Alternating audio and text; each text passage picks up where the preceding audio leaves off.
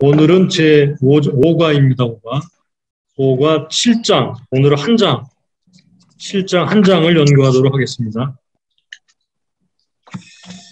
관찰을 해야 되겠죠, 그죠? 관찰 핵심 단어, 반복되는 단어, 하나님의 이름, 그리고 주제를 나타내는 단어, 다 할 수 없어서 반복되는 단어 함께 보도록 하겠습니다.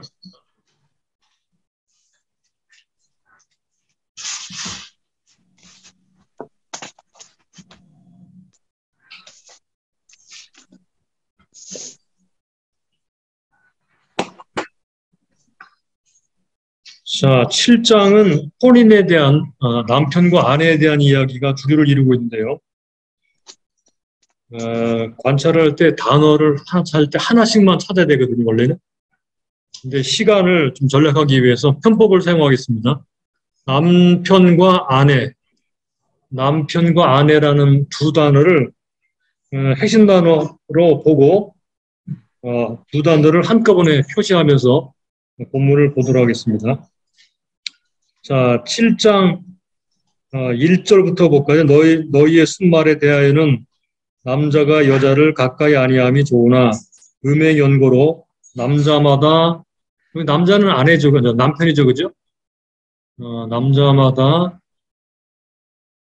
남편을 가리키는 말은 이렇게 위로 표시하게 하고 자기 아내를 두고 이렇게 하겠습니다. 여자마다 자기 남편을 두라. 남편은 3절 그 아내에게 대한 의무를 다하고 아내도 그 남편에 그렇게 할지니라. 4절 아내가 자기 몸을 주장하지 못하고 오직 그 남편이 하며 남편도 이와 같이 자기 몸을 주장하지 못하고 오직 그 아내가 하나니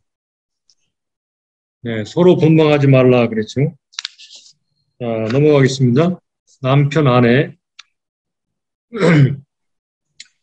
10절을 봅니다. 10절 혼인한 자들에게 내가 명하노니 명하는 자는 내가 아니요 주시라. 여자는 여기 아내죠, 그죠? 남편에게서 갈리지 말고 만일 갈릴지라도 그냥 지내든지 다시 남편과 화합하든지 하라. 다시 본 남편과 화합하는 걸 말하는 거죠. 남편도 아내를 버리지 말라. 그 남은 사람들에게 내가 말하노니 이는 주의 명령이 아니라 만일 어떤 형제에게 믿지 아니하는 아내가 있어 남편과 함께 살기를 좋아하거든 저를 버리지 말며 어떤 여자에게 믿지 아니하는 남편이 있어서 아내와 함께 살기를 좋아하거든 그 남편을 버리지 말라. 믿지 아니하는 남편이 아내로 인하여 거룩하게 되고 믿지 않은 아내가 남편으로 인하여 거룩하게 되나니 그렇지 않으면 너희 자녀도 깨끗하지 못하니라. 그러나 이제 거룩하니라. 자, 그 다음에 16절로 가볼까요? 아내된 자여 네가 남편을 구원하는지 어찌할 수 있으며 남편된 자여 내가 내 아내를 구원하는지 어찌할 수 있으리요. 그 다음에 27절로 가보겠습니다. 내가 아내에게 매였느냐 노이를 구하지 말며 아내에게서 노였느냐 아내를 구하지 말라. 그러나 장가가는 것도 죄 짓는 것이 아니요 처녀가 시집가는 것도 죄 짓는 것이 아니로되.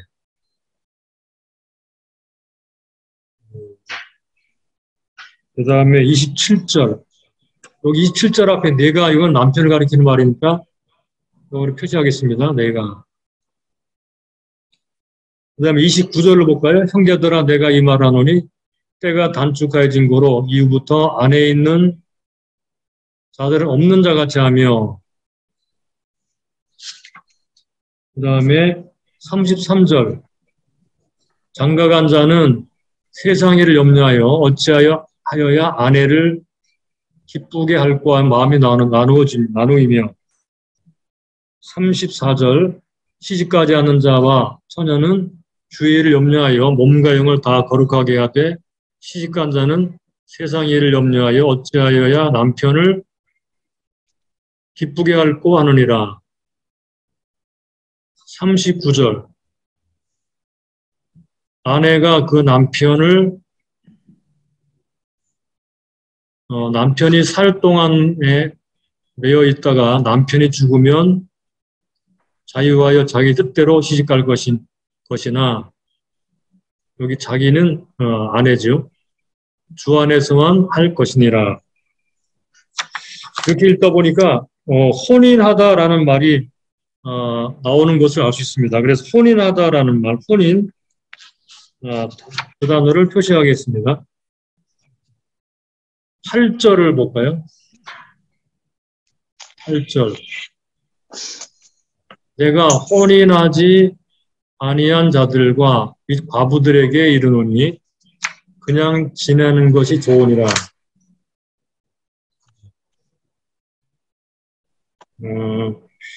여기 혼인하다는 말은 아닌데 혼인하다는 말과 비슷한 말이 나와요. 7장 2절을 보면요. 음행의 연고로 남자가 자기 아내를 두고 이건 뭐 혼인한다는 말이죠. 두라. 여자마다 자기 남편을 두라.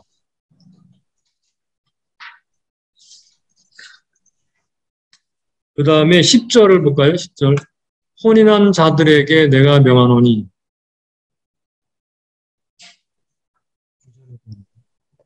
자, 혼인하다라는 말이 또 장가가다라는 말, 시집가다라는 말도 나오는데 같은 말이죠.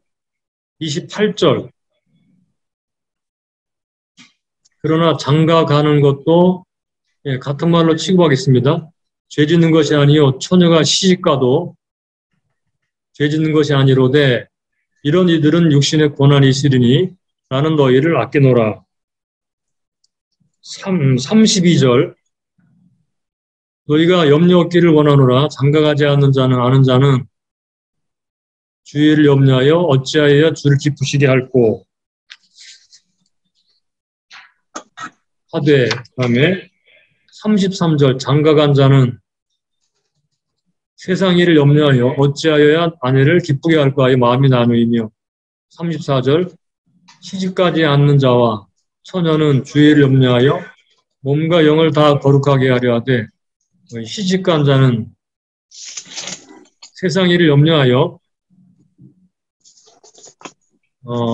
어찌하여야 남편을 기쁘게 할까 하느니라. 36절을 보겠습니다. 누가 자기의 처녀딸에 대한 일이 이치에 합당치 못한 줄로 생각할 때 혼기도 지나고 그같이 할 필요가 있거든 마음대로 하라. 이것이 죄 짓는 것이 아니니 혼인하게 하라. 38절 그러므로 처녀딸을 시집 보내는 자도 잘하거니와 시집 보내지 아니하는 자가 더 잘하는 것이니라. 39절 처녀딸을 시집 보내는 문제. 그 다음에는 39절 아내가 그 남편이 살 동안에 매여 있다가 남편이 죽으면 자유하여 자기 뜻대로 시집갈 것이니 남편이 죽은 여자가 시집가는 문제 주 안에서만 할 것입니다. 주 안에서 하라 그랬죠. 그런데 그냥 지내라 라는 말도 나와요. 그냥 지내라. 이번에 그냥 지내라 하는 말에 대해서 한번 찾아보겠습니다.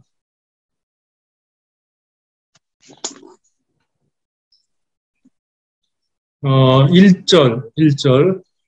자, 여기 보니까 너희 쓴말에 대한 남자가 여자를 가까이 아니함이 좋으나 요거 뭐 결혼하지 말라는 말투 같죠, 그죠? 근데 꼭 결혼하지 말라 그런 말은 아니겠지만 아무튼 간에 남자가 여자를 가까이 아니함이 좋으나라는 그런 취지를 좀 살려서 그냥 지내라라는 말과 함께 연결시켜보고 표시해 보겠습니다. 7절. 나는 모든 사람이 여기 나와 같기를 원하노라 그랬죠. 나와 같기를 나와 같다. 혼자 사는 걸 말하는 거죠. 그래서 그러나 각각 하나님께 받은 자기 은사가 있으니 하나는 이러하고 하나는 저러하니라. 내가 혼인하지 아니한 자들과 과부에게 이르노니 그 나와 같이 여기 나와 같이 그냥 지내는 것이 좋으니라.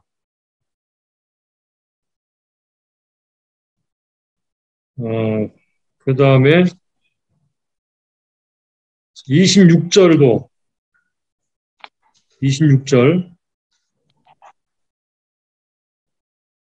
내 생각에는 이것이 좋으니 곧 임박한 환난을 인하여 사람이 그냥 지내는 것이 좋으니라. 또 마지막 절에 그러나 내 뜻에는 그냥 지내는 것이 더욱 복이 있으리로다. 나도 또한 하나님의 영을 받은 줄로 생각하노라. 자, 그러니까 이게 사도 바울의 생각 속에는 결혼하지 않고 그냥 지내는 것이 결혼하는 것보다 상대적으로 더 좋다라는 그런 생각이 들어있는 것으로 분명히 보여지죠. 자, 그냥 지내다라는 말은 아니지만 11절 하나 빼먹었네요. 11절. 8절, 11절. 여기 만일 갈릴지라도 이혼한 뒤에 그냥 지내든지 다시 남편과 화합하든지 하라. 그리고 이제 부르심 받은 문제와 관련해서 그대로 행하라라는 말이 나와요. 그대로 행하라.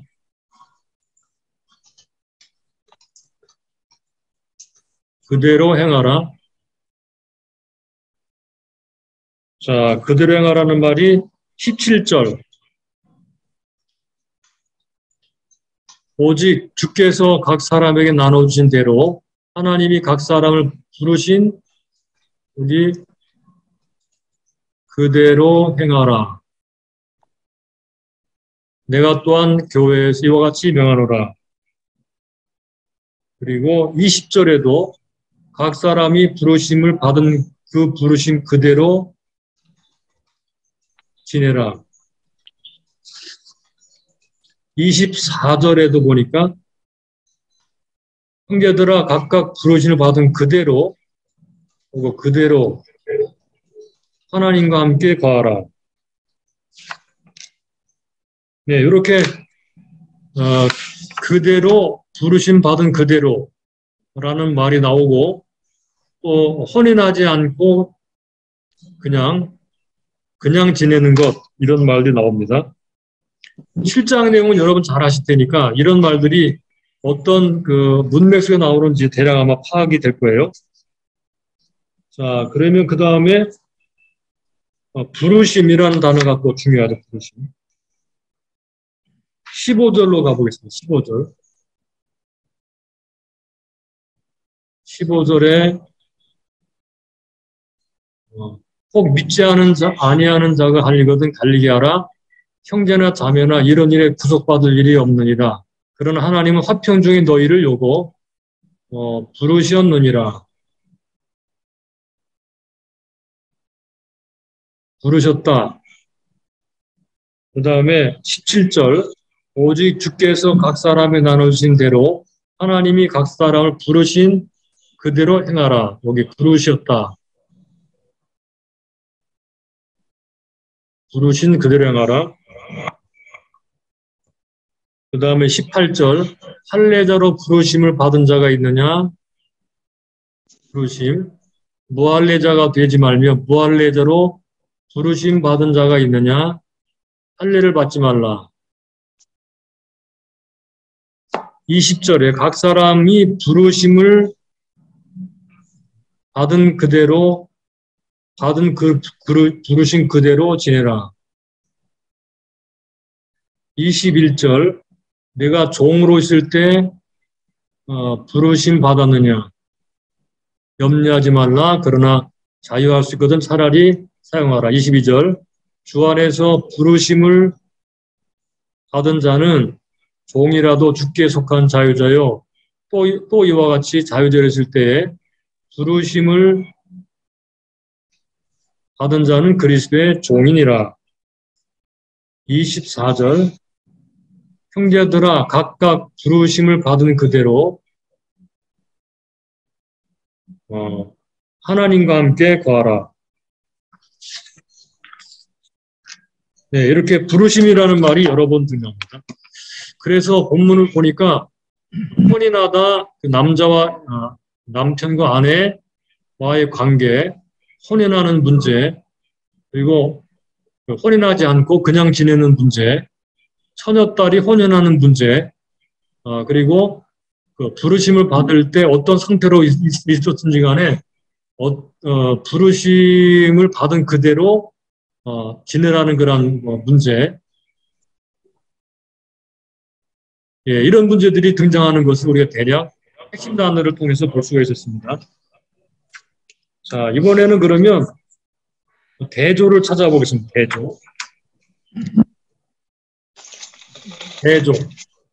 대조는 서로 다른 것, 반대되는 것끼리 비교해서 어떤 하나를 강조하는 걸 말하는 거죠. 1절, 너희의 쓴말에 대하여는 남자가 여자를 가까이 아니함이 조우나 대조죠, 그죠? 조우나 음행의 연고로 남자마다 자기 아내를 두고 여자마다 자기 남편을 두라. 그러니까 쉽게 말하면 결혼하지 않고 사는 게 좋지만 그러나 음행의 연고, 음행하지 않기 위해서 결혼해라 이 말이죠.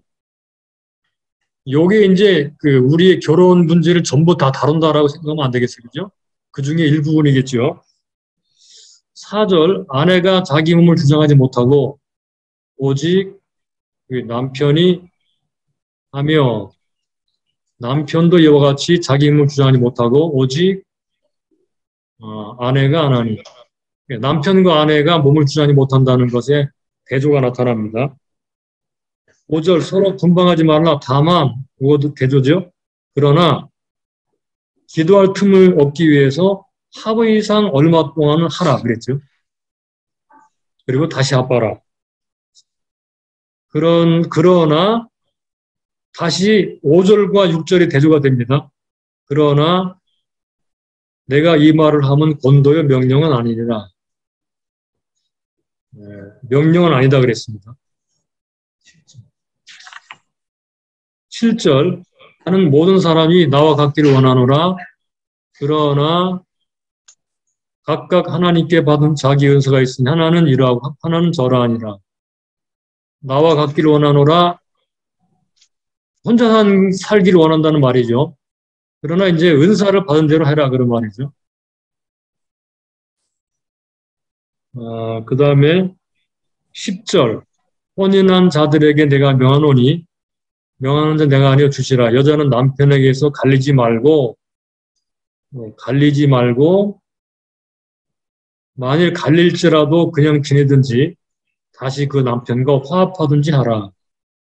남편도 아내를 버리지 말라. 예, 갈리지 말라. 그러나 갈린다 하더라도 그냥 지내든지 남편과 화합하든지 하라. 대조가 되죠. 그 다음에 12절 그 남은 사람들에게 내가 말하노니 이는 주의 명령이 아니라 만일 어떤 형제에게 믿지 않는 아내가 있어. 그리고 믿지 않는 아내와 믿는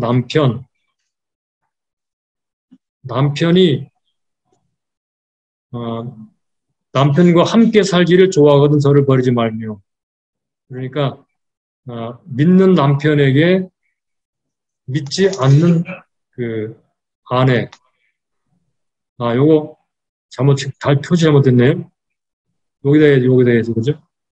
어떤 형제에게 여기 믿는 형제에게 믿지 않은 아내.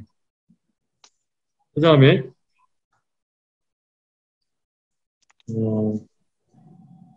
또 마찬가지로 반대로 13절 어떤 여자에게 즉 믿는 여자 성도에게 믿지 아니하는 남편이 있어 아내와 함께 살기를 좋아하거든 그 남편을 버리지 말라. 그래서 여기는 불신 아내, 불신 남편, 믿는 남편, 불신 아내에 대한 얘기죠.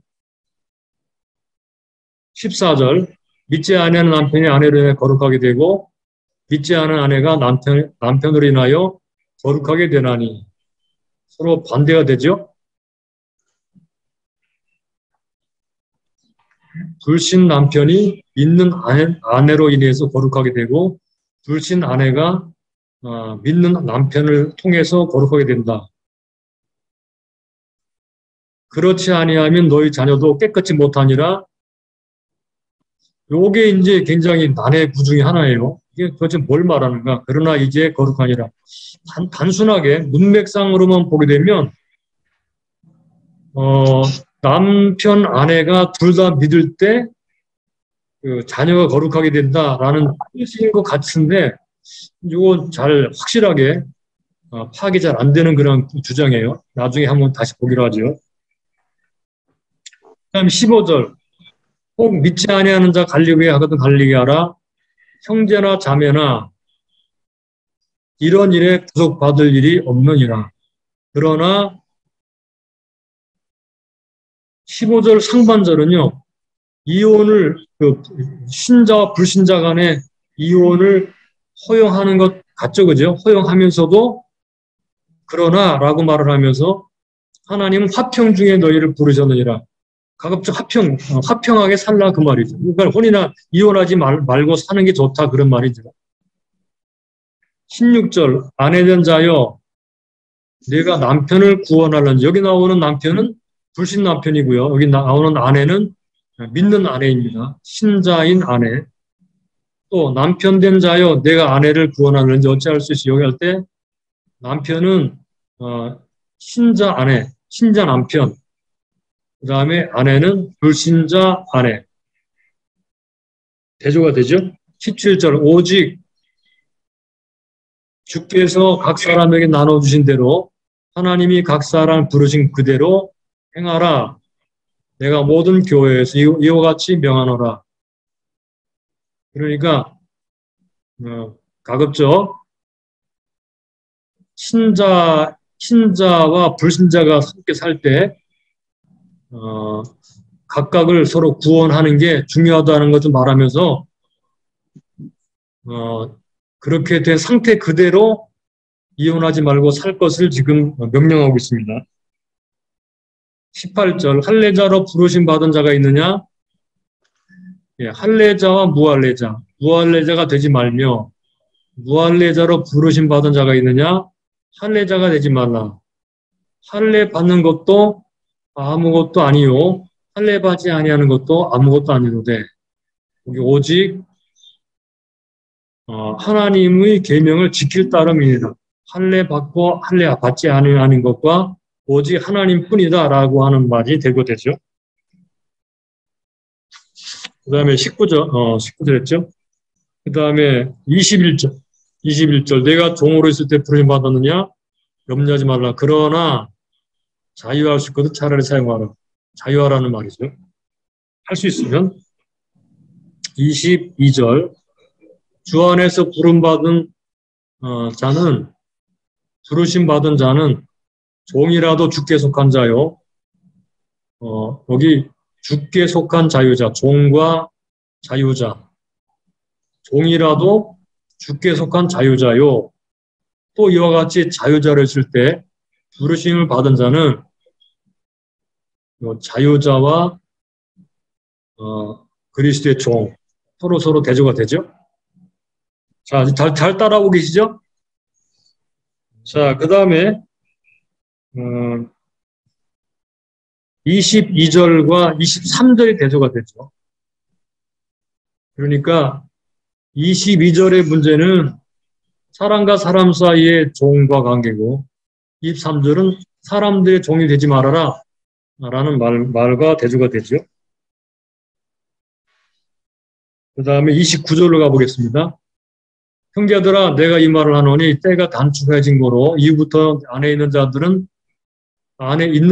없는 자같이 하며 있는 자들은 없는 자같이 하며 우는 자들은 울지 않는 자같이 하며 기쁜 자들은 기쁘지 않은 자같이 하며 매매하는 자들은 없는 자같이 하며 세상 물건을 쓰는 자들은 다 쓰지 못하는 자같이 하라. 이는 이 세상 형적은 지나감이니라. 32절 너희가 염려 없기를 원하노라. 장가가지 않는 자는 주의를 염려하여 어찌하여야 주를 기쁘시게 할꼬 하되. 32절과 33절이 대조되죠. 장가간 자는 세상 일을 염려하여 어찌하여야 아내를 기쁘게 할꼬 하여 마음이 나누이며 시집가지 않은 자와 처녀는 주의를 염려하여 몸과 영을 다 거룩하게 하되. 시집간 사람과 시집가지 않은 자가 대조가 되죠. 시집간 자는 세상 일을 염려하여 어찌하여 남편을 기쁘게 할꼬 하느니라.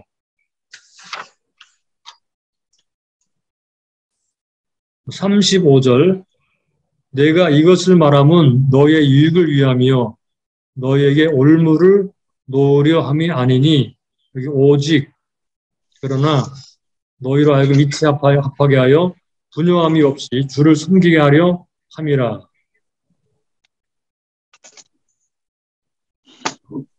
자, 그 다음 37절로 36절과 37절이 대조가 되죠. 누가 자기의 처녀딸에 대한 일이 이치에 합당치 못한 줄로 생각할 때에 혼기도 지나고 그냥 할 필요가 있거든 마음대로 하라. 이것은 죄 짓는 것이 아니니 혼인하게 하라. 그러나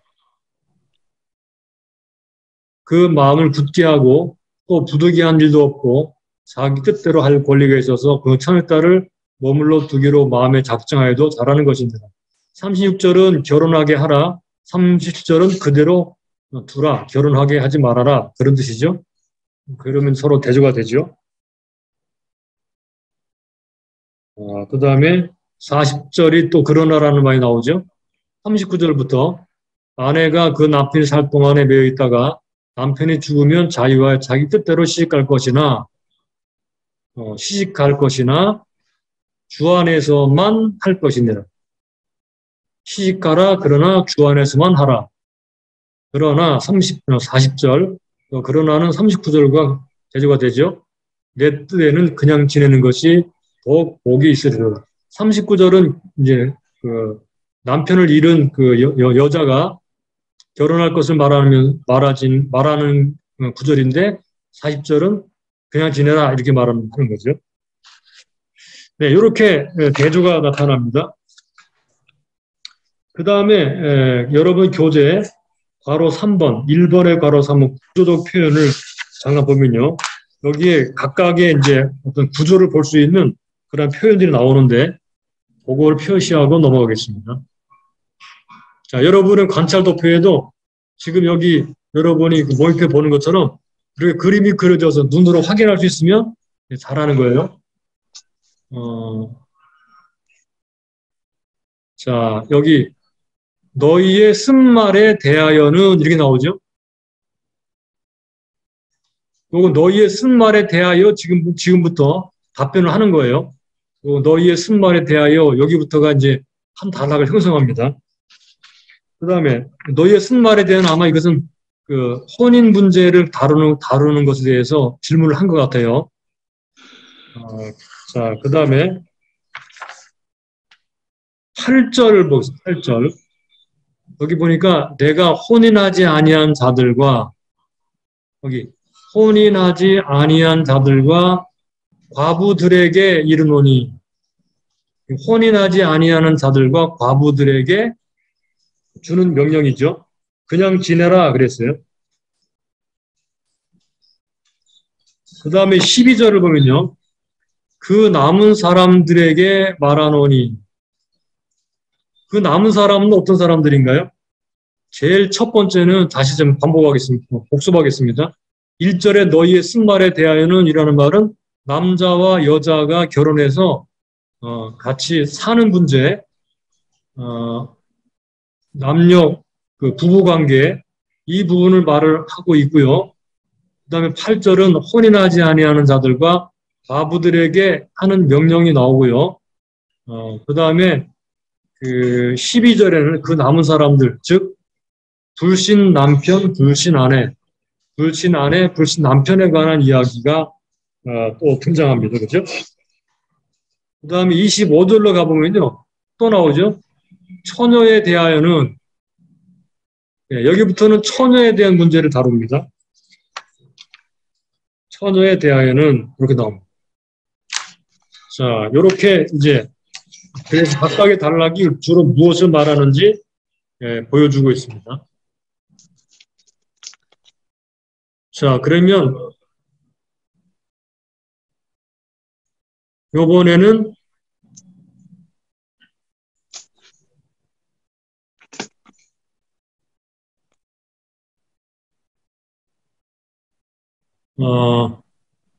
개요인데 이거 너무 길어가지고 한 가지만 살펴본 다음에 넘어가겠습니다. 주제 목록. 여러분 교재 6번입니다. 주제 목록을 보면요. 이런 주제들이 등장해요. 자, 1절로 9절까지는 요 결혼 생활, 성생활에 관한 얘기예요. 10절로 16절까지는 요 이혼과 재혼에 관한 문제입니다. 중요한 주제 등장하죠, 그죠? 앞에 분은 성생활에 관한 문제, 두 번째는 이혼과 세 번째는 재혼 문제, 3번에 17절로 28절까지는 요 부르심을 받은 그대로 지내라. 그래서 첫째는 할례자에게 말씀하고 무할례자에게 말씀합니다. 할례 받은 채로 부르심 받았으면 무할례자가 되지 말고 무할례자로 부르심 받았으면 할례자가 되지 말아라 그 말이고요. 두 번째는 종에게 자유자에게 말씀하고 있고요. 세 번째는 처녀에게 기혼자에게 그래서 부르심을 받은 그대로 지내라 이렇게 말합니다. 29절로 31절까지는 종말론적인 초월한 삶. 여기 종말론적이라는 말이 들어있는데 제가 썼는데 이거 주의 깊게 해서 한번 기억해 두면 좋겠습니다. 다섯 번째 32절로 35절 주님을 기쁘시게 하는 삶. 이 부분을 다루고 있고요. 36절로 38절에서는 처녀딸에 대한 결혼 문제. 그리고 일곱 번째 39절로 40절에서는 남편을 사별한 여자의 재혼 문제. 주 안에서만 하라 그랬죠. 네, 이렇게 나옵니다. 요거 목록을 만든 거는 제가 또 있는데 제가 나중에 자료로 드릴게요. 그러면 이제 단락 나누기.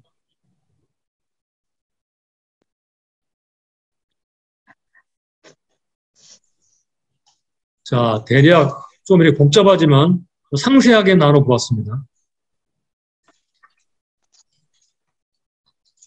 제목 7장의 제목은 그리스도인의 결혼 문제. 대략 큰 주제로 결혼 문제입니다. 첫째는 1절로 9절까지 결혼과 성생활 요거를 두 개로 나누면 소단락으로 결혼한 부부의 경우 1절로 7절까지 결혼하지 아니한 사람과 과부의 경우 혼자 살 경우를 말하죠. 8절 9절. 그 다음에 두 번째는요. 10절로 16절까지는 결혼과 이혼 문제. 아까 개요할 때 좀 다뤘죠. 그죠? 여기는 제목입니다. 결혼한 부부의 경우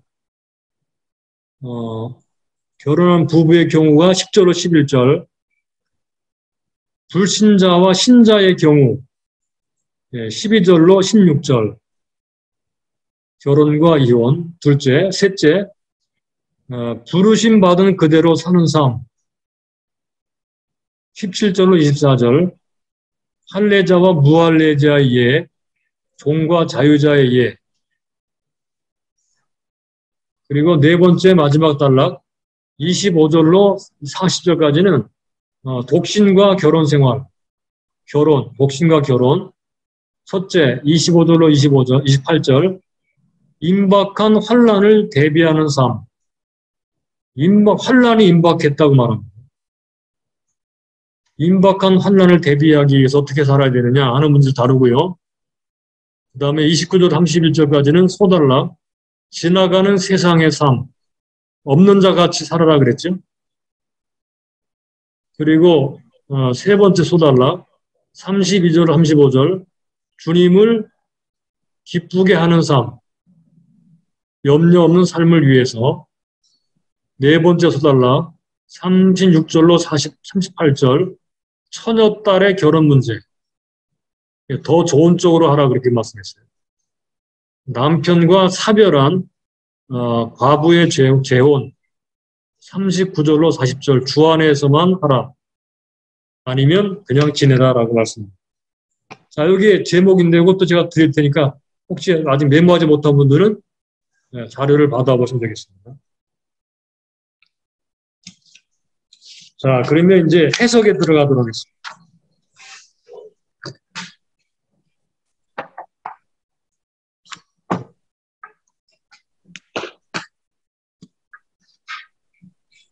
자, 여러분 교재 3번은 이미 앞에서 다 했고요. 4번을 보겠습니다. 4번. 1절로 9절까지. 본문을 해석하면서 먼저 함께 생각해 보아야 될 것이, 첫째는 성에 대한 방종주의입니다. 방종주의. 두 번째는 성에 대한 금욕주의입니다. 방종주의는 당연히 하나님이 금하신 것이죠. 하나님께서는 사람들에게 부부간의 성관계만을 허락하셨습니다. 방탕한 성관계는 하나님이 심판하시죠. 그런데 고대나 현대나 보게 되면 이 성개방에 대한 이야기가 굉장히 많이 나오죠. 뭐 자유니 인권이 이런 쪽으로. 이 자유와 인권 쪽으로만 보고 윤리 쪽으로는 보지 않는 현상이 계속 일어나는데, 이거는 반성경적인 것입니다. 두 번째, 성에 대한 금욕주의. 때로는 금욕이 필요하죠. 예, 바울은 금욕을 찬성합니다. 그래서 기도하기 위해서 분방을 허락합니다. 기간을 정해서. 그러나 이것이 완전한 금욕주의는 아니고 필요상, 형편상 하라는 얘기지 완전히 금하는 것은 아니죠. 그래서 이거를 정리를 해보겠습니다. 자, 다음과 같은 1절로 9절까지 해서 사도 바울이 가르친 이 성적인 문제,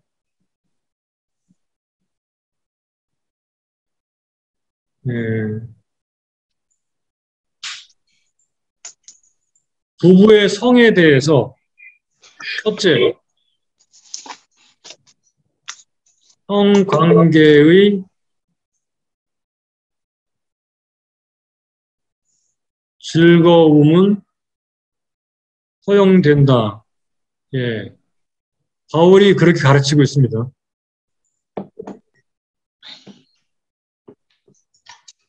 두 번째, 성관계는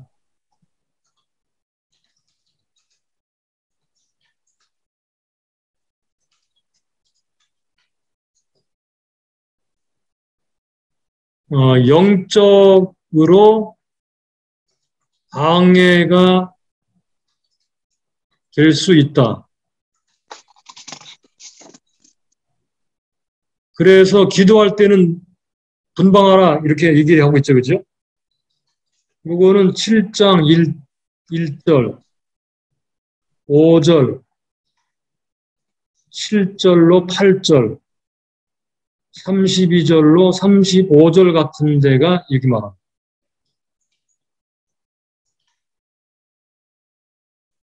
자, 세 번째로, 그러나 여기 영적으로 방해가 될 수는 있지만, 그러나 더 큰 해롭다 할 때 해입니다. 즉, 더 큰 해가 뭐죠? 음행이죠, 음행. 음행을 방지해야 한다. 음행을 방지하기 위해서 성관계를 무시하지 말도록 분명하게 언급을 하고 있죠. 7장 2절로 5절까지 또는 7장 9절. 요건 사탄이 틈탄다고 그랬습니다. 1절로 9절까지 대해서 대략 말하는 바가 바로 이 세 가지로 정리가 될 수 있겠습니다.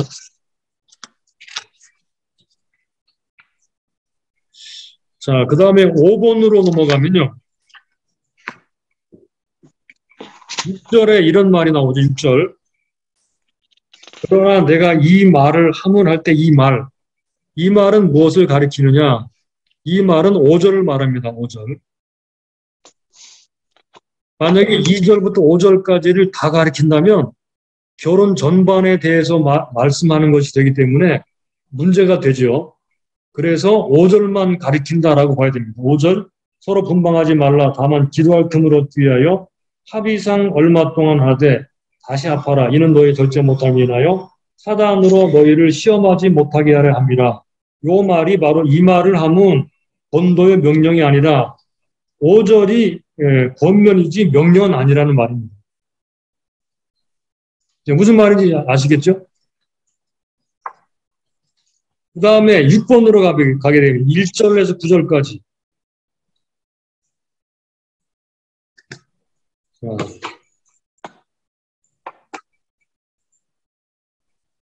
1절에서 9절까지.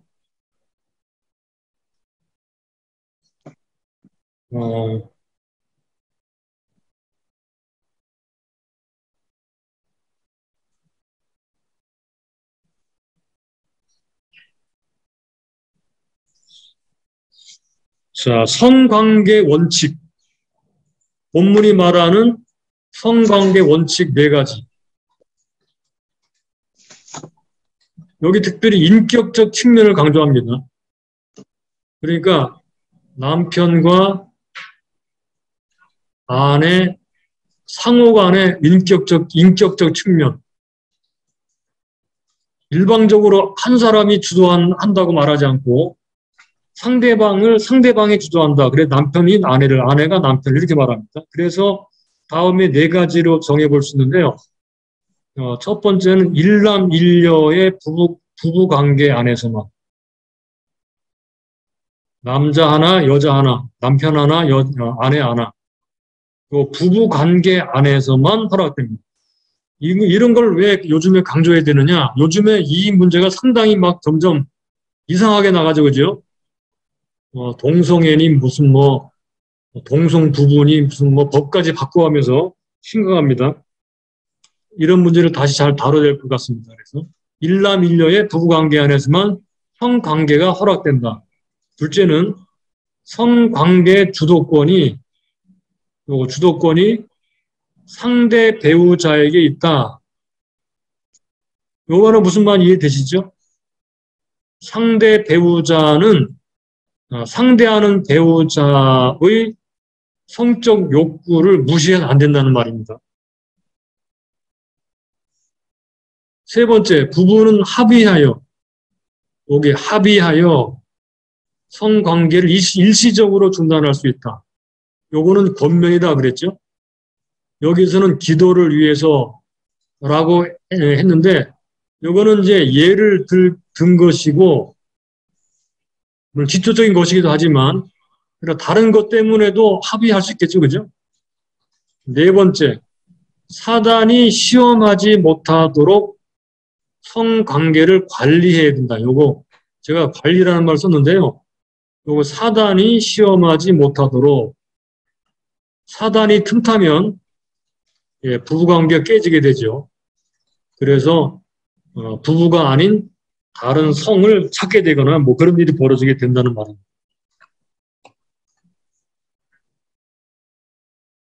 자, 그러면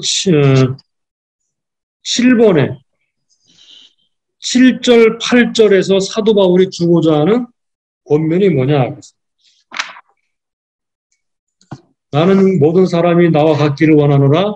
그러나 각각 하나님께 받은 자기 은사가 있으니 하나는 이러하고 하나는 저러하니라. 내가 혼인하지 아니한 자들과 및 과부들에게 이르노라. 나와 같이 그냥 지내는 것이 좋으니라. 만일 절제할 수 없거든 혼인하라. 정욕에 불같이 타는 것보다 혼인하는 것이 나으니라. 자, 7절, 8절에서 독신을 말씀하고 있는데 독신으로 살 것인지 아니면 결혼할 것인지를 결정할 때 그 기준이 뭡니까? 7번에 내가 독신으로 살 건지 말 건지를 결정하는 기준은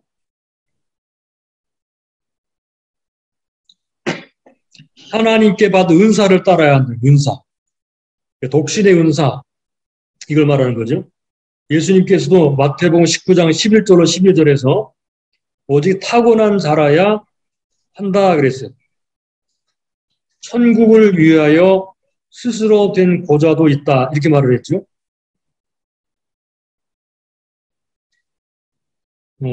세 종류의 고자가 있는데 12절에 어미의 태로부터 된 사람도 있고 둘째 사람이 만든 사람도 있고 셋째 천국을 위하여 스스로 된 고자도 있다. 이 세 번째가 아마 은사에 관한 얘기 같이 보여집니다. 아무튼 본문이 말하는 바는 독신으로 할 건지 아니면 결혼할 것인지는 하나님이 주신 은사에 따라서 해야 된다라고 말합니다. 자, 8번으로 가겠습니다. 10절로 11절까지는 결혼한 사람들에게 주는 명령인데 첫째, 이혼하지 말아라 그랬죠? 이 말은 주님의 명령이다라고 못 박습니다. 이혼하지 말아라. 둘째, 만일 이혼을 했다면 다른 사람과 재혼을 어떻게 했나요? 자, 본문을 잘 볼까요? 자, 11절 보세요. 10절에서는 이혼하지 말라고 분명히 말을 했고요. 11절, 만일 갈릴지라도 혹시 그래도 이혼을 하게 되면 그냥 지내든지 다시 그 남편과 화합하든지 하라. 이혼한 사람은 다른 사람과 재혼을 허락하지 않았습니다. 이러면 이 말 처음 들어보진 않죠? 이혼한 사람은 사도 바울이 분명히 말하기를 다른 사람과 재혼하지 말아라. 그냥 지내든지 아니면 다시 합치든지 둘 중에 하나 하라고 말씀했어요. 여기서 결혼한 사람들이라고 말을 할 때 믿기 전에 이미 결혼한 사람들을 염두에 둔다고 말을 할 수 있습니다.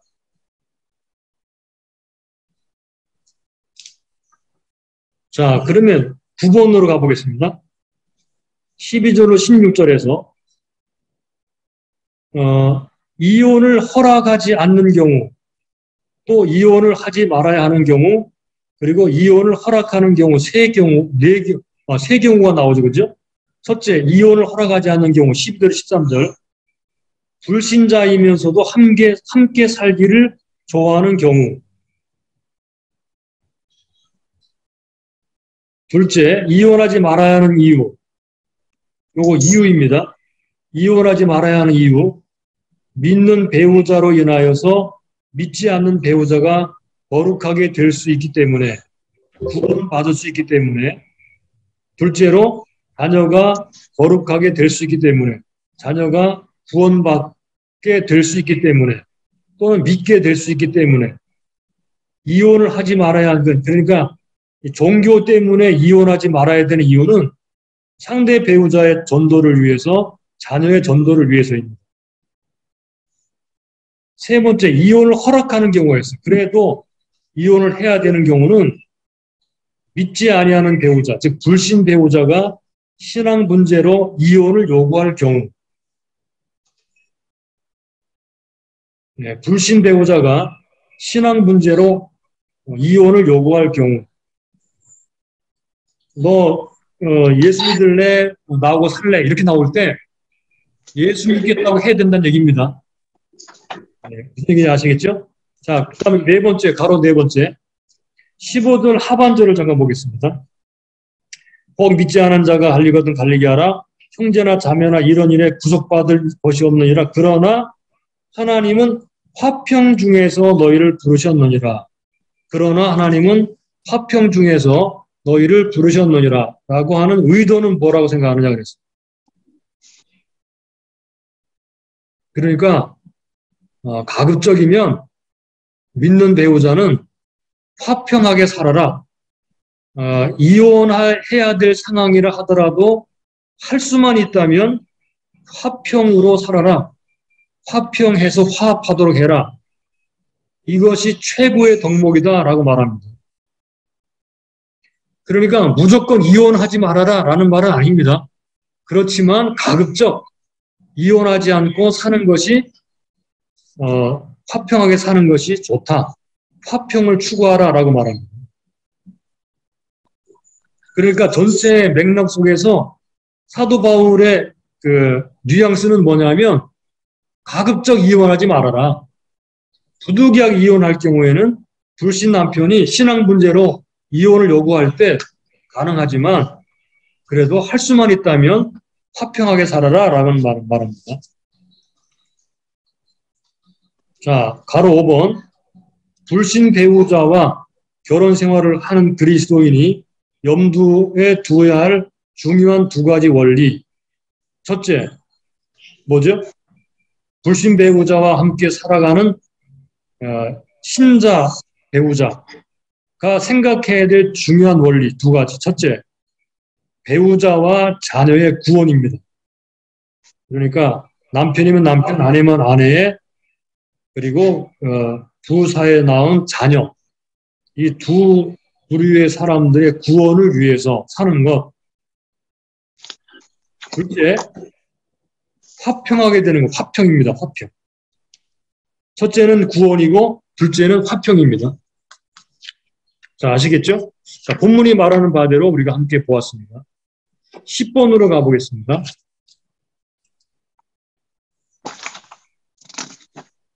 자, 결혼의 영속성에 관한 문제를 잠깐 다루겠는데요.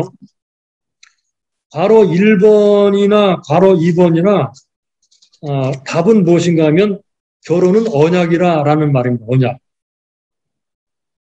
하나님의 창조 언약이 결혼입니다. 1 더하기 1은 1이다. 이게 결혼의 공식입니다. 남자와 여자가 합하여 하나가 된다. 한 몸이 된다 그랬죠. 그러므로 잠언 2장 17절에서 바로 이번에 외도하는 것, 외도는 언약을 파기하는 것이다. 예, 그런 문제를 쭉 다뤘으니까 한번 바로 3번 말라기 2장 13절 17절, 마태복음 19장 1절로 12절, 신명 24장 1절로 4절 여러 잘 아는 구절들이기 때문에 한번 쭉 살펴보시고요. 한번 답을 달아보시기 바랍니다. 자, 이 부분은 여러분이 해보시길 바라고 넘어가겠습니다. 거기 선구절이 다 나오니까 한번 살펴보세요. 자, 13번으로 넘어가겠습니다.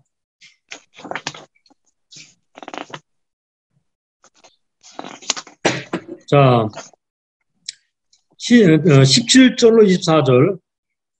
하나님이 부르신 그대로 살라 그랬죠. 하나님이 부르신 그대로 살아라. 여기서 부르심의 개념과 적용을 잠깐 해보겠습니다.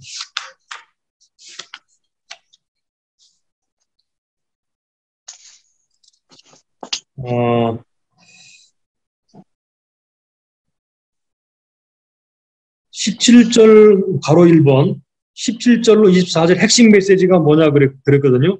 요거는 한마디로 이것입니다. 부르심을 받은 상태 그대로 살아라. 그러면 부르심이라는 게 뭘까요? 부르심. 부르심은 어떤 사람이 여기서의 부르심은 어떤 특별한 목적으로 우리를 부르셔서 뭔가를 일을 한다거나 그런 개념은 아니고요. 여기서의 부르심의 개념은 자, 본문의 부르심은 이거는 구원입니다. 구원. 구원으로의 부르심.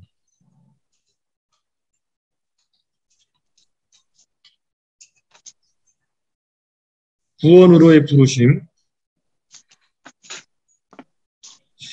자, 복음은 그 당시에 고대 세계의 질서를 뒤흔들어 놓았습니다.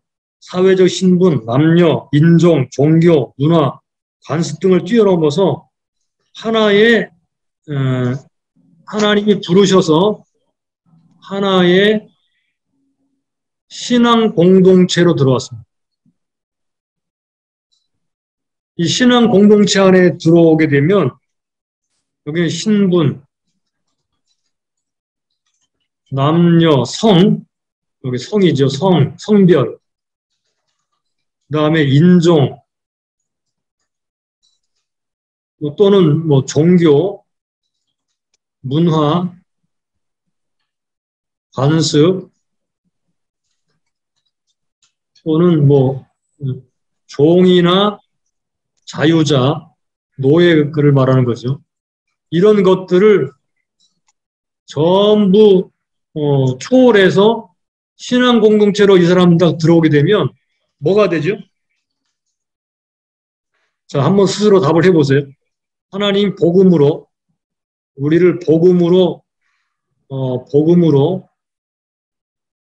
구원으로 부르셨습니다. 그래서 예수 믿고 신앙 공동체에 들어오게 되는데 이 신앙 공동체로 들어온 사람들 중에 신분, 성, 인종, 종교, 문화, 관습, 뭐 노예나 무슨 뭐 주인이냐 하는 그런 부분, 이런 사람들이 다 기독교 교회 공동체, 교회로 딱 들어오면 이 사람들이 딱 한마디로 정의가 됩니다. 어떤 사람들이 되죠?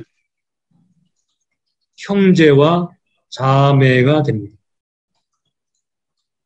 모든 사람들이 신분과를 막론하고 남자는 형제, 여자는 자매가 되죠. 인종, 뭐 히브리인, 헬라인 상관없습니다. 어떤 종교를 믿고 있었더라도 상관없습니다. 문화 상관없습니다. 관습, 그 사람이 종이든 자유자든 상관없습니다. 그래서 남자는 형제가 되고 여자는 자매가 됩니다. 그러므로 이게 교회 안에서의 용어 가운데 가장 초월적이고 탁월한 용어가 바로 형제와 자매라는 단어입니다.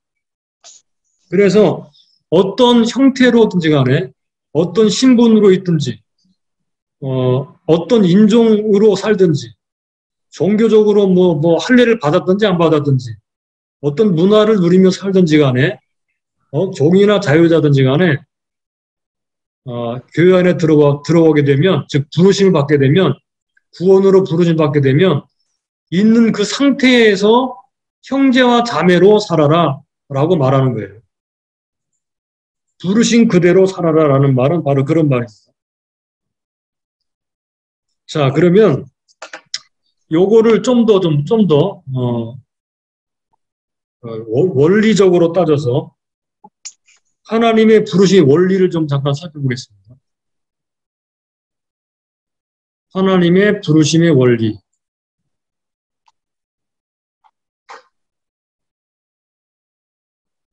자, 요것도 제가 자료를 드릴 테니까 혹시 지금 메모하다가 잘 안 되시는 분들은 나중에 자료를 받아서 채워 넣으시기 바랍니다. 7장에 이 문제를 다루는 구절들을 잘 뽑아서 정리를 해보면 다음과 같이 5개의 중요한 부르심의 원리가 나옵니다. 자, 첫째, 15절을 볼까요? 15절 본문을 잠깐 보세요. 혹 믿지 아니하는 자가 갈리거든 갈리게 하라. 형제나 자매가 이런 일에 구속받을 것이 없느니라. 그러나 하나님은 화평 중에서 너희를 부르셨느니라. 화평으로 부르셨다. 그러니까 우리가 어떤 상태로 부름받든지 간에 가급적 평화롭게 화평하게 살아라. 아주 굉장히 중요한 원리죠. 그죠? 우리는 화평으로 부르심을 받은 것이지 싸우려고 부르심 받은 게 아닙니다. 그래서 예수님이 내가 검을 주러 왔노라 라고 했던 그 말씀은 이건 불화가 일어나는 것인데 일부러 불화가 되게 하라는 말이 아니고 가급적이면 화평하게 살아라는 말씀을 하고 있는 거예요. 두 번째 17절로 21절까지인데요. 여기 보게 되면 부르심을 받은 그대로 행하라 그랬어요. 그러니까 할례를 받은 사람은 할례를 받은 대로, 할례를 받지 않은 사람은 할례를 받지 않은 대로, 또 종으로 있는 사람은 종으로 있는 대로, 주인으로 자유자로 있는 사람은 자유자로 처지를 따라서 부르셨다. 처지. 자, 그러니까 기독교인이 된다라고 했을 때 기독교인이 된다고 해서 자신의 처지를 뭐 한순간에 바꾸려고 하는 그런 방식으로 살지 말고 하나님이 부르심을 받은 처지를 따라서 그대로 살아라라는 말입니다. 이게 바로 그 당시에 충격적인 그런 기독교가 확산되면서 사회의 모든 질서를 뒤흔들어 놓았는데 이 질서를 유지하는 방법으로서의 이 처지를 따라 부르심을 받은 대로 살아라라고 하는 중요한 원리가 나옵니다. 세 번째 15절을 보겠습니다. 자, 15절을 보면 또 이런 말씀하시죠. 이거 잘못 적었네요. 15절이 아니고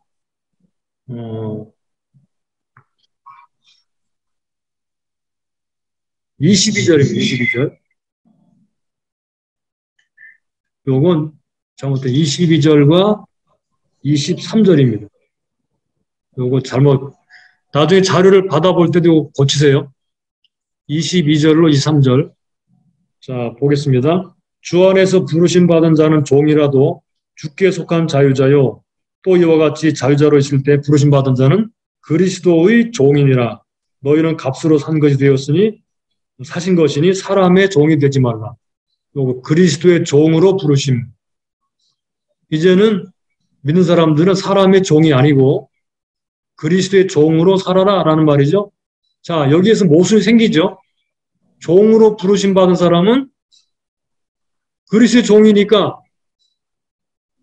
이게 안 맞는 것 같이 보이잖아요. 그러나 종으로 부르심 받은 사람은 그 처지 안에서 그리스도를 주인으로 섬기면서 주인을 섬기는 거죠.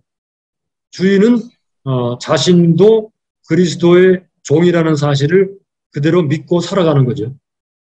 네 번째 22절. 주 안에서 부르심 받은 자는 종이라도 주께 속한 자유자야. 여기 주께 속한 자유자. 주께 속한 자유자로 부르심 받았다라고 했죠. 주께 속한 자유자. 어떤 얽매이는 상황 속에서도 그는 자유자입니다. 참된 자유. 참된 자유를 누리는 사람입니다. 다섯 번째 24절. 형제들아 각각 부르심 받은 그대로 하나님과 함께 거하라. 하나님과 함께 동거하도록 부르심. 네, 하나님과 함께 동거하는 사람이 되는 거죠. 그래서 이 다섯 가지 화평으로 부르심, 처지를 따라 부르심, 그리스도의 종으로 부르심, 주께 속한 자유자로 부르심, 하나님과 동거하도록 부르심. 이게 본문에 나오는 부르심의 원리 다섯 가지입니다. 요거를 여러분 나중에 잘 정리하셔가지고 설교를 한번 해도 괜찮을 거라고 생각됩니다. 그러면 왜 부르셨는가 하는, 왜 부르셨는가? 목적. 첫째, 자, 이거 우리가 잘 생각해야 되는데, 첫째, 사회적 성공으로 부르신 것이 아닙니다. 물론 성공하지 말라는 얘기는 아닙니다. 그러나 하나님이 우리를 구원하신 목적, 하나님이 우리를 하나님의 자녀로 부르신 목적은 그 목적 자체가 사회 성공이 아니다. 라는 말이고요. 둘째는요, 자신의 꿈을 실현하는 것이 아니다. 거꾸로 하나님의 꿈을 실현하는 거죠. 하나님이 성공하시는 거고 하나님의 꿈이 실현되는 거예요. 세 번째, 급격한 변화를 위한 것이 아니다. 어떤 한 사람이 한 아내가 예수를 믿고 나서 자기 남편에게, 불신자 남편에게 당신 예수 안 믿으니까 이혼하자. 뭐 이런 식으로 하는 건 아니라는 말입니다. 급격한 변화를 위한 부르심도 아니다. 네 번째, 다섯 번째가 중요합니다. 하나님의 뜻을 이루는 것이 목적이다. 두 번째, 영적으로 성장하는 것이다. 이 두 가지를 꼭 기억을 해두세요. 하나님의 뜻을 이루는 것이고 영적으로 성장하는 것, 요게 우리를 부르신 목적입니다.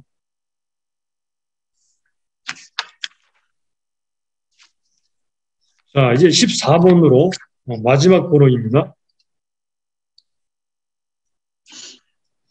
25도로 40절이 굉장히 중요한 구절인데요. 25도로 40절 이 말씀이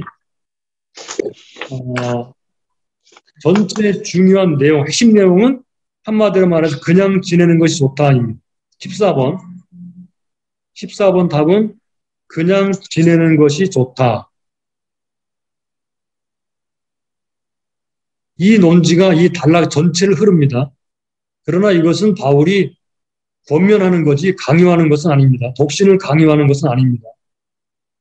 자, 그렇다면 15번에서 각 단락에서 결혼과 독신에 대해서 말하는 교훈과 삶의 원리를 잠깐 정리해 보도록 하겠습니다. 자, 이 부분이 굉장히 중요한 부분인데요.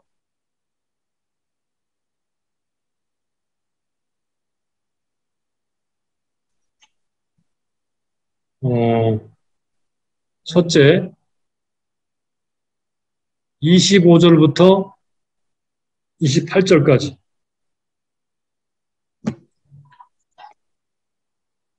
25절로 28절까지는요. 자, 간단하게 말하면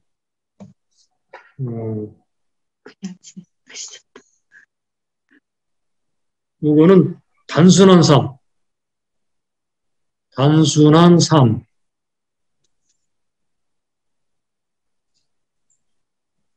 왜 단순하게 살으라고 하느냐? 요거는 임박한 환난 때문에.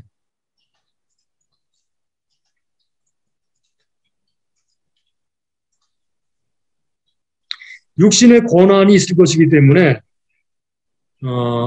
단순하게 살아라라는 말입니다. 요거 뭐 긴 구절인데 다 읽지는 않고 간단하게 말씀드리겠습니다.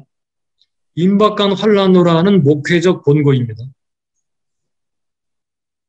그러니까 요거 지금 무슨 얘기하는 거죠? 독신으로 살아라라는 말입니다. 독신으로 가급적 독신으로 살아라는 말인데 그거를 우리가 좀 이제 적용하기 쉽게 하기 위해서 단순한 삶을 살아야 된다라는 말이에요. 단순한 삶. 일 크게 벌이지 말고 뭐 꼭 부득이하게 결혼을 하지 않아도 되면 결혼하지 말고 이 말이죠. 이거는 결혼하지 말아라 딱 잘라는 말은 아닙니다. 원리상 삶의 원리상 단순한 삶을 살아라라는 말입니다. 이게 우리가 적용해야 되는 포인트입니다. 두 번째 29절로 31절 이 말은 집착하지 않은 삶입니다. 집착하지 않은 삶.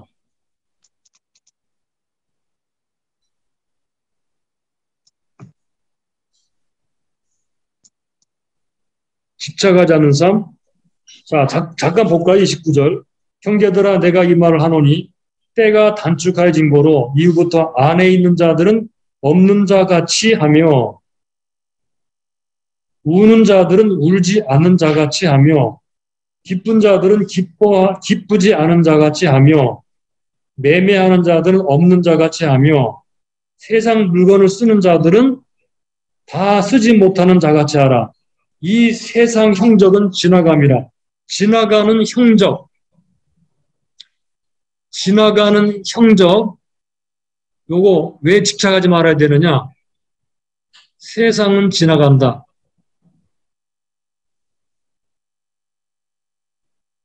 세상은 지나가기 때문에 무엇에 집착해서 뭐 울고 웃고 뭐 매매하고 뭘 열심히 쓰고 이거 좋다 막 이렇게 집착하지 않는 삶을 사는 게 좋다 이렇게 말을 하죠.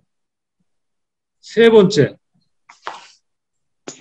32절로 35절.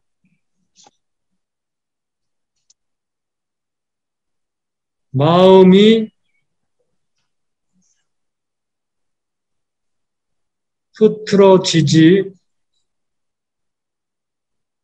않고 주님을 섬기는 삶.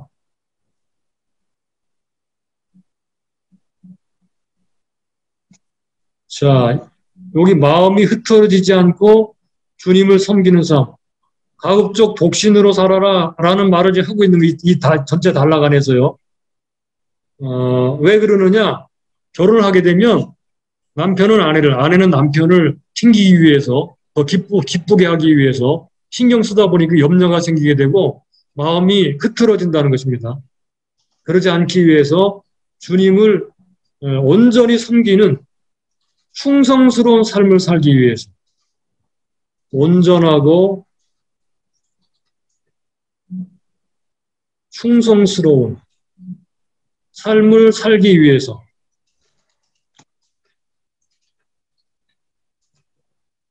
온전하고 충성스러운 주님 섬김. 주님을 섬기는데 방점이 찍혀 있어요. 자, 그 다음에 네 번째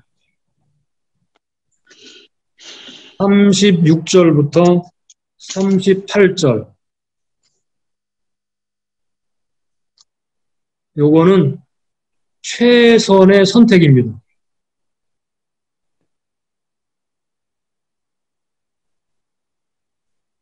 그러니까 여기 뭐 처녀딸 그 시집 보내는 문제가 좀 나오잖아요. 최선의 선택. 이 뭐냐? 여기서 말하는 최선의 선택은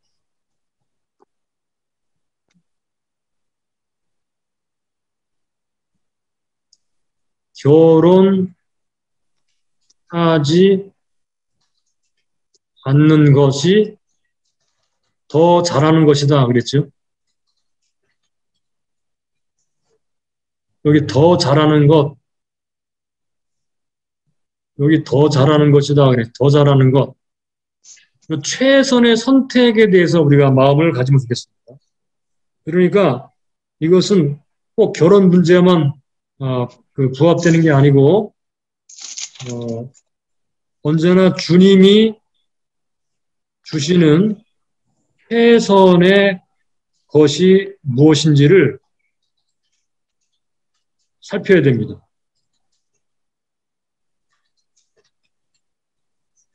최선의 최선의 것을 선택하는 것. 이 최선은 주님 중심입니다. 자, 그 다음에 다섯 번째 39절부터 40절 마지막 단락. 여기도 마찬가지로 그냥 지내는 것이 더 복이 있다라고 말을 했는데 하려면 주 안에서 해라. 주 안에서. 요게 중요한 원리입니다. 주 안에서 하라. 그리고 그냥 지내는 것이 더 복이 있다. 이렇게 말했어요. 그러나 하려면 주 안에서만 해라. 자, 여러분들이 요거 다섯 가지를 메모를 잘 해놓으셨다가요. 요 구절이 그냥 막 이렇게 후딱 읽어버리면 이게 도대체 뭘 말하는 거지? 하고 지나치기가 쉽거든요.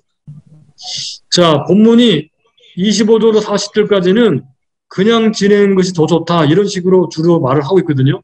그런데 단순하게 이 독신으로 사는 것으로만 보지 말고 우리가 살아가면서 독신으로 사는 것과 같이 어떤 삶의 원리로 우리의 삶을 살아갈 것인가 하는 중요한 삶의 원리가 있다는 것을 여러분들이 이 구절을 통해 찾아보면 좋겠어요. 첫 번째는 이거죠, 그죠? 단순한 삶. 단순하게 살아라. 복잡하게 살지 말아라. 둘째는 집착하지 않는 삶. 뭔가 집착해가지고 거기에 막 집중해서 그렇게 엉뚱하게 살지 말아라. 마음이 흐트러지지 않고 주님을 섬기며 살아라. 주님을 섬기는 것이 삶의 중심이 되어라. 이렇게 말하는 거예요. 네 번째는 최선의 선택이 무엇인지를 염두에 두어라. 역시 이것도 주님 중심이거든요. 무엇이 최선의 선택인가? 결혼하는 것인가? 결혼하지 않는 것인가? 결혼하지 않는 게 더 좋다라고 말을 했지만 실장 전체 그 뉘앙스는 결혼을 금지하는 것은 아닙니다. 그러나 더 잘하는 것이 무엇인가? 더 최선을 사는 것이 뭐냐? 일반 삶에서도 이거를 생각했으면 좋겠습니다. 마지막 다섯 번째, 주 안에서만 해라. 결혼을 해도 주 안에서. 뭘 하든지 더 주 안에서. 더 복이 있는 것이 뭔지를 알면서 주 안에서 해라. 이렇게 말씀을 하고 있습니다.